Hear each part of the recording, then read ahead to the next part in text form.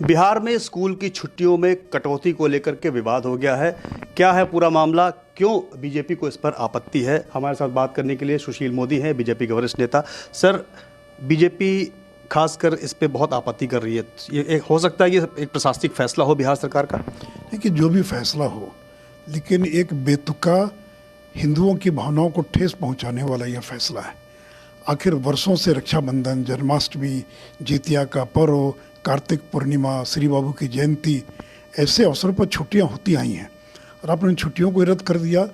और इतना ही नहीं तो दिवाली से लेकर छठ तक जो 9 दिन की छुट्टी थी, इसको कटौती कर 4 दिन कर दिया गया। छठ बिहार का सबसे बड़ा पर्व है। 5 दिन तक पूरा बिहार छठ में मग्न रहता है।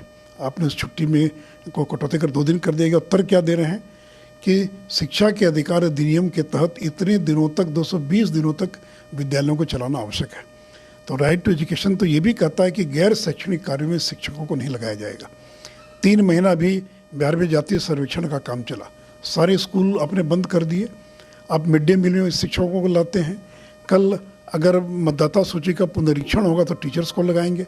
सरकार प्रायोजित जितनी योजनाएं हैं उनमें स्कूलों को बंद कर, या स्कूल खुले भी हैं तो मास्टरों को लगा देते उस कामों के अंदर।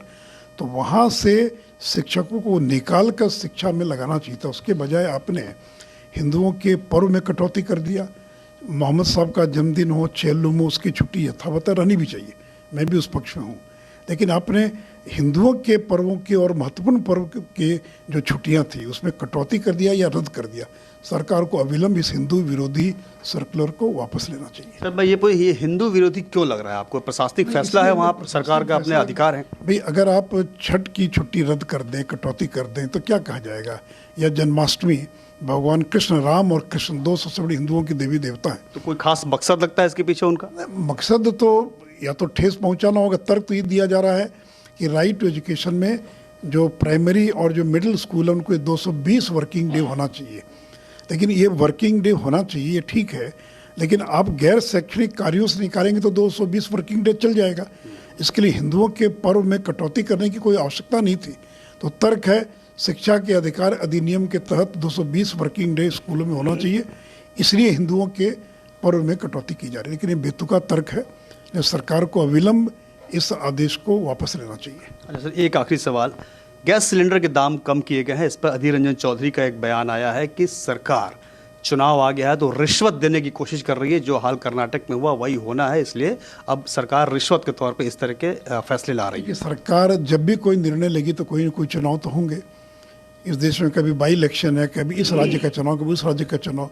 तो सरकार निर्णय कब ले, आप ही बता दें, वही बता दें कि किस समय निर्णय लेना चाहिए। लेकिन इसका चुनाव से कोई संबंध नहीं। चुनाव आते जाते रहते हैं। पिछले दिनों जो इन्फ्लेशन था, जो खुदरा महंगाई की दर थी, वो 7% को पार कर चुकी थी। और उसी को ध्यान में रखकर सरकार ने जहाँ एक और प्याज, टमाटर, पल्सेस, इनकी कीमतों में कैसे गिरावट आई इस दिशा में काम करी। उसी में जो LPG का प्राइस है, यह भी महंगाई का एक बड़ा कारण था। और इसे महंगाई को नियंत्रित करने के लिए प्रधानमंत्री जी ने 15 अगस्त को लाल किले की प्राचीर से घोषणा की थी कि आगामी दिनों के अंदर महंगाई को और नियंत्रित करने की दिशा में कदम उठाए जाएंगे।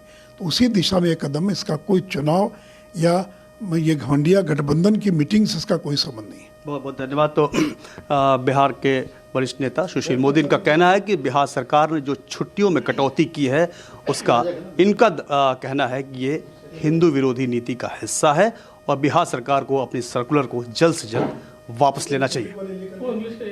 कैमरामैन अमित राय के साथ प्रशांत देव, न्यूज़ 24 दिल्ली। नमस्कार, मैं हूं मानक गुप्ता। अगर आपको हमारा ये वीडियो पसंद आया हो तो इसे लाइक और शेयर जरूर करें। और हां, हमें सब्सक्राइब और फॉलो करना ना भूलें ताकि आप देश और दुनिया की कोई खबर मिस ना करें। तो जुड़े रहिए हमारे साथ और देखते रहिए न्यूज़ 24।